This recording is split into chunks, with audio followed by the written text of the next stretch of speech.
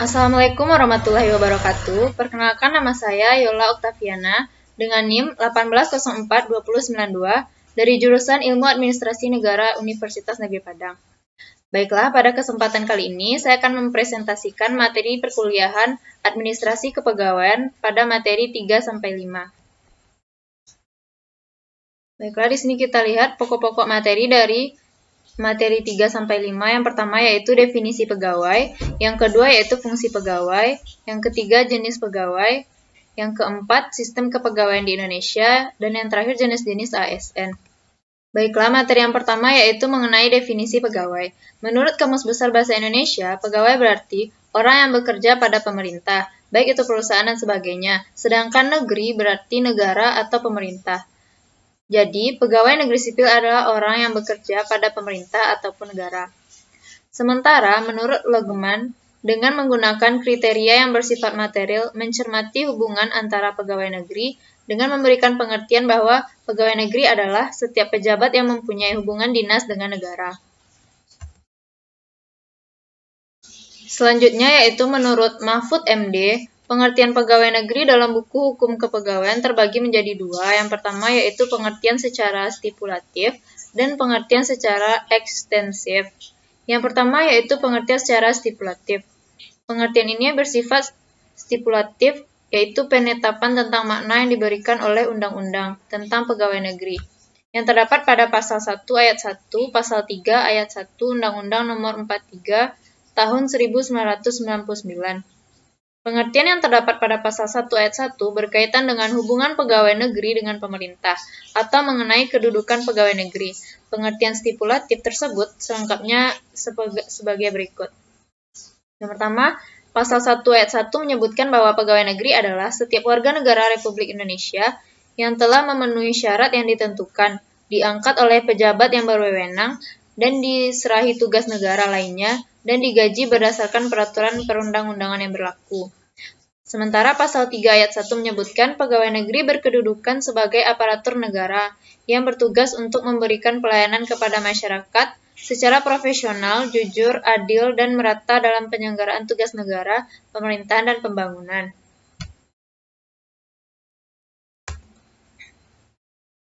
Yang kedua yaitu pengertian secara ekstensif.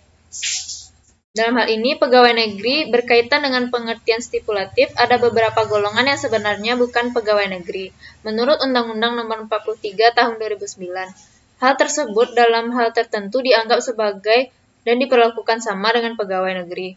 Artinya di sini, di samping pengertian stipulatif, ada pengertian yang hanya berlaku pada hal-hal tertentu. Ketentuan Peraturan Pemerintah Nomor 6 Tahun 1974 tentang pembatasan kegiatan pegawai negeri dalam usaha swasta.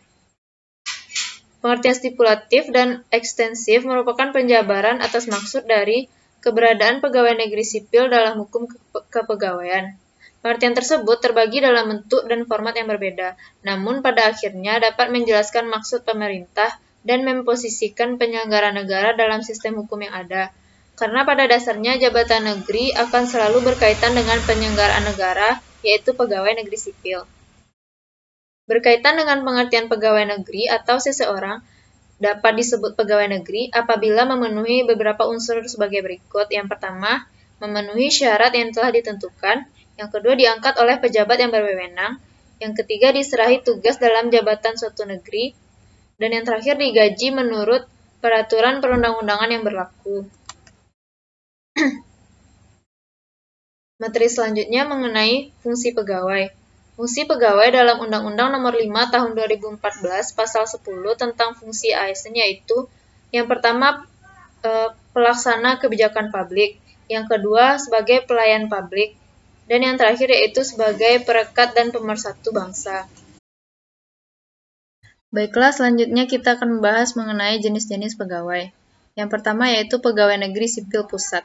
Pegawai negeri sipil pusat biasanya bekerja pada daerah pemerintahan pusat sesuai dengan perundang-undangan yang berlaku.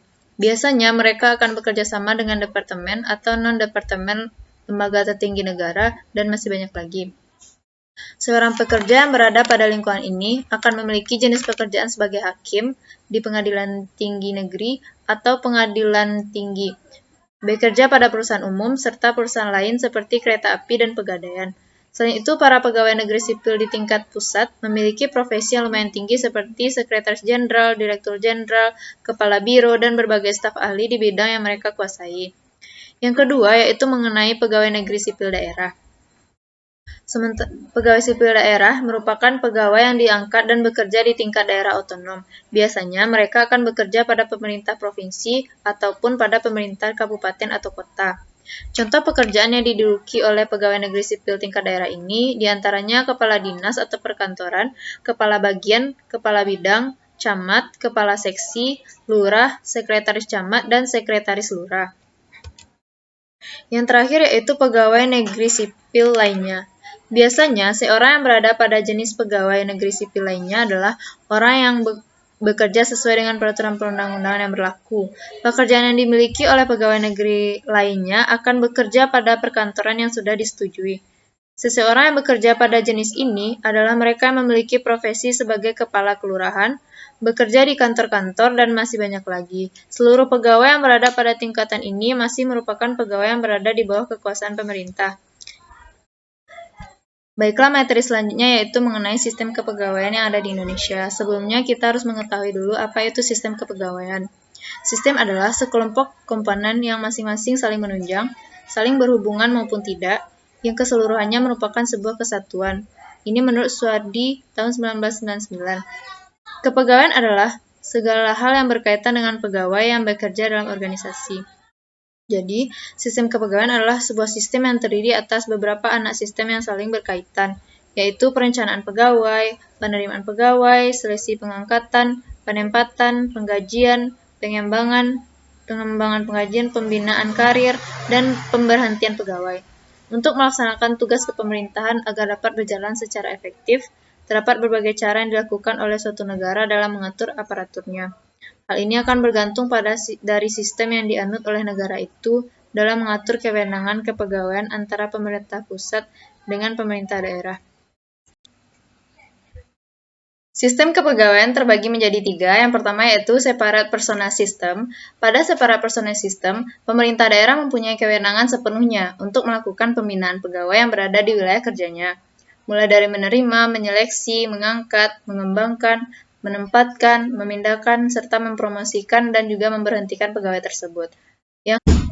Yang kedua yaitu Unified Personnel System. Pada Unified Personnel System ini, semua urusan kepegawaian dari suatu negara untuk semua tingkatan ataupun tingkatan-tingkatan tertentu dilakukan oleh suatu badan yang dibentuk oleh keperluan tersebut.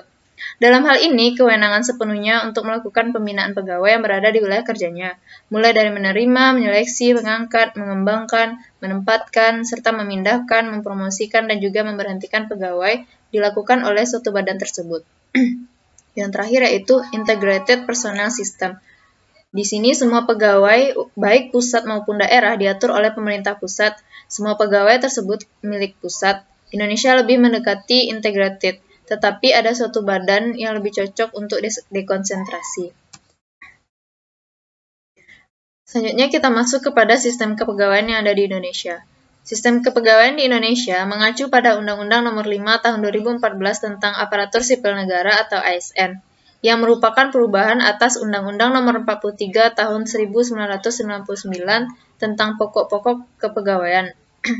Undang-Undang Nomor 43 Tahun 1999 merupakan penyempurnaan atau perubahan dari Undang-Undang Nomor 8 Tahun 1974. Sesuai dengan Undang-Undang Nomor 32 Tahun 2004 tentang pemerintahan daerah, sistem kepegawaian yang dianut dalam pemerintahan daerah adalah integrated system.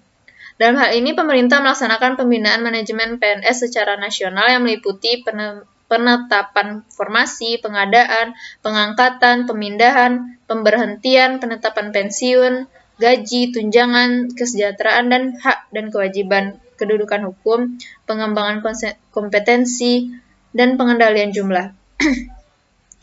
Sistem ini dipakai karena ketidakmampuan daerah untuk menggaji pegawai. Di samping itu, pegawai difungsikan sebagai alat perekat negara dan bangsa. PNS di daerah haruslah bertindak sebagai aparatur negara memberikan pelayanan kepada masyarakat secara profesional, jujur, adil, dan merata dalam pelaksanaan tugas negara, pemerintah, dan pembangunan.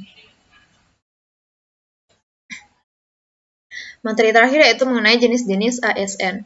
ASN sendiri merupakan profesi bagi pegawai negeri sipil dan pegawai pemerintah dengan perjanjian kerja yang bekerja pada instansi pemerintah. ASN terdiri dari dua kategori, yang pertama PNS dan yang kedua yaitu PPPK. Yang pertama yaitu PNS, warga negara Indonesia memenuhi syarat tertentu, diangkat sebagai pegawai ASN secara tetap oleh pejabat pembina kepegawaian untuk menduduki jabatan pemerintahan. Dan yang kedua yaitu PPPK, merupakan warga negara Indonesia yang memenuhi syarat tertentu yang diangkat berdasarkan perjanjian kerja untuk jangka waktu tertentu dalam rangka melaksanakan tugas pemerintahan. Baiklah, sekian presentasi yang dapat saya sampaikan. Terlebih dan terkurangnya saya mohon maaf. Saya sudahi dengan wabillahi taufiq wal hidayah. Wassalamualaikum warahmatullahi wabarakatuh.